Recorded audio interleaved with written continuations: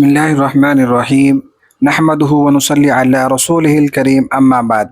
قابل احترام سامعین، 13واں پارے کے اندر سورہ یوسف کا کچھ حصہ ہے اور اس کا آخری رکوع ہے، جس کی ایک آیت ہے قل هذه سبیلی ادعو الی اللہ علی بصیرۃ انا ومن اتبعنی وسبحان اللہ وما انا من المشرکین، کہ آپ کہہ دیجئے کہ یہ میرا راستہ ہے، یعنی حضور اکرم صلی اللہ علیہ وسلم سے یہ بات کہی جا رہی ہے کہ آپ کہیے یہ میرا راستہ ہے کہ دنیا کے تمام عقل مندوں کو میں اللہ کی عبادت کی طرف بلاتا ہوں، علی بصیرۃ، پوری بصیرت کے ساتھ، انا ومن اتبعنی، میں بھی اور میری اتباع کرنے والے بھی، یعنی اللہ نے ہر اس شخص کو جو حضور اکرم صلی اللہ علیہ وسلم کی اتباع کرتا ہے دعوت کا ذمہ دار بنایا۔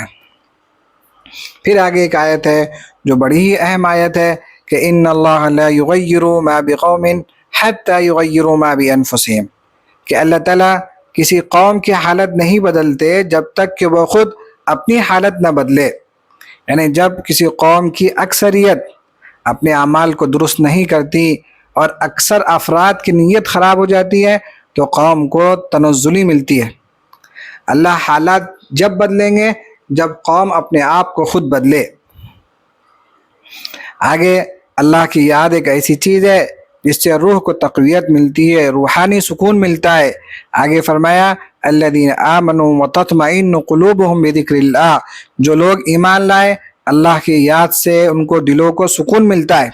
الا بذکر اللہ تطمئن القلوب، متوجہ رہو، سنو، اللہ کی یاد ہی سے دلوں کو سکون ملتا ہے، اللہ کو یاد کرنے سے، اللہ کے احکامات پر چلنے سے دلوں کو سکون ملتا ہے۔ پھر 13ویں پارے کے اخیر میں حضرت ابراہیم علیہ السلام کی دعاؤں کا تذکرہ کیا گیا۔ ابراہیم علیہ السلام نے اللہ سے کیا دعائیں مانگی؟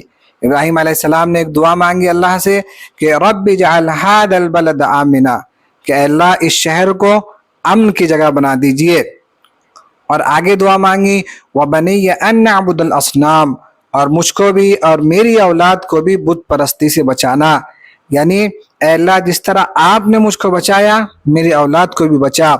بت پرستی، شرک ایک ایسا گناہ ہے جس سے ساری ہی نیکیاں ضائع ہو جاتی ہیں، تو ضروری ہے، بہت ضروری ہے کہ ہم اپنے بچوں کو توحید بتائیں اور شرک کی نفرت ان کے دلوں کے اندر پیدا کرے۔ ابراہیم جیسے پیغمبر وہ اللہ سے دعا کر رہے ہیں کہ اللہ ہم کو اور ہماری اولاد کو بت پرستی سے بچانا۔ آگے انہوں نے اللہ سے دعا یہ بھی مانگی جب ہاجرہ کو اور اسماعیل کو مکہ کے اس چٹھیل میدان کے اندر چھوڑ کر جا رہے تھے تو اللہ سے دعا مانگی ربنا لیقیموا الصلاۃ، اے اللہ اس لیے چھوڑ کر جا رہا ہوں تاکہ یہ تیری بندگی کرنے والی بن جائے۔ پھلوں کی روزی بعد میں مانگی، پہلے کیا مانگا کہ اے اللہ یہ تیری بندگی کرنے والے بن جائے۔ یہ ابراہیم علیہ السلام کی دعائیں ہیں جو خاص طور سے ہم سب کو مانگنے کا اہتمام کرنا چاہیے۔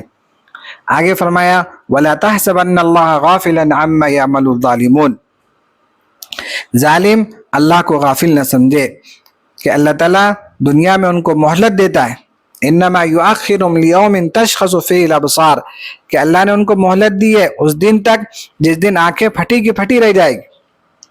دنیا میں اللہ کسی ظالم کو فوراً نہیں پکڑتے، اس میں کچھ مصلحت اور حکمت ہوتی ہے، لیکن آخرت میں تو اللہ ضرور ان کو پکڑیں گے۔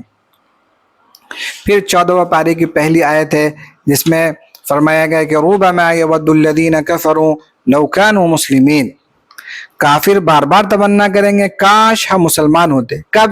قیامت کے دن، جب اللہ تبارک و تعالی مسلمانوں کو جنت عطا فرمائیں گے، کافرین کے لیے ہمیشہ ہمیشہ کی جہنم کا فیصلہ ہوگا، تو تمنا کریں گے کاش ہم مسلمان ہوتے۔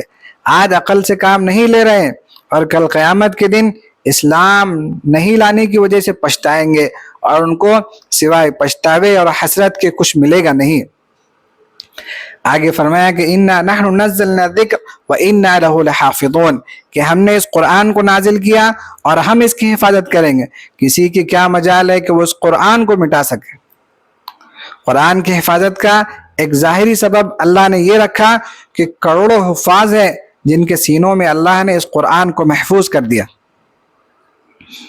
सूरत के आखिर में फरमाया, ये सूरह हिज्र के आखिर में फरमाया कि फस्दा बिमा तुमर व आरिद अनिल मुशरिकीन, जो कुछ आपको हुक्म मिला है आप साफ साफ सुना दीजिए।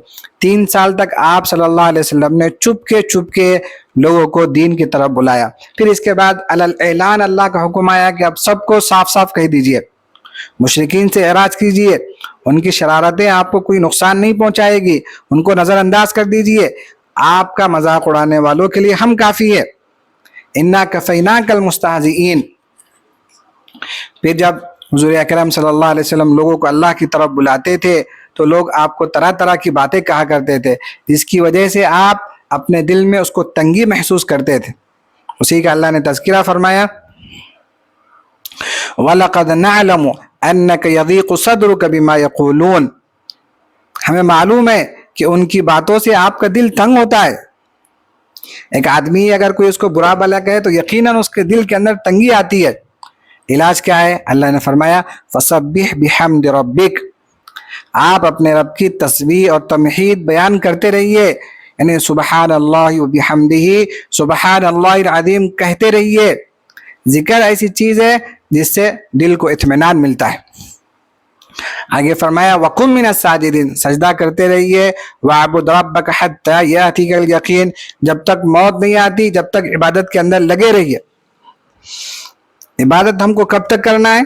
1 महीना 8 दिन नहीं, जब तक मौत नहीं आती जब तक इबादत के अंदर लगे रहना है। आगे सूरह नहल है।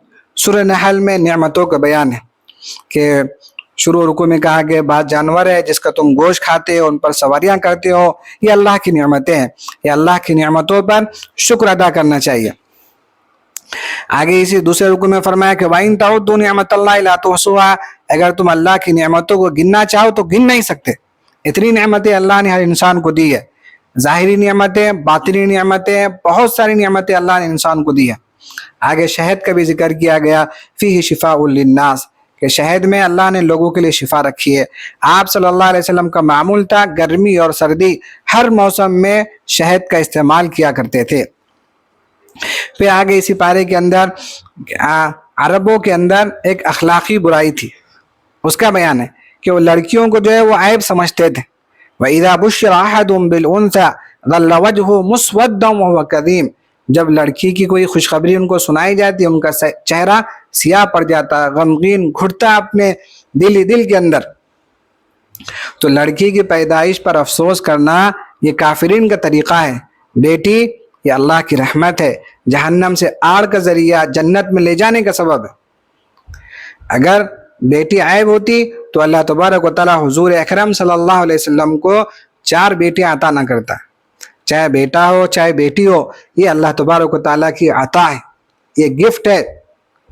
यहबु लिमन यशाउ इनासा व यहबु लिमन यशाउ ज़ुकुर, अल्लाह जिसको चाहता है लड़कियां अता करता है, जिसको चाहता है लड़के अता करता है।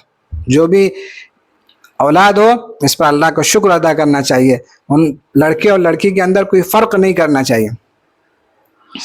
आगे एक बड़ी अहम आयत है जो हर जुमे के दिन मुसलमानों को याद दिलाई जाती है कि इन्नल्लाह यअमुरु बिल अदल वल इहसान, कि अल्लाह ताला तुमको हुक्म देता है अदल का, एहसान का, रिश्तेदारों को देने का। रिश्तेदारों को क्या देना है? उनका हक देना है।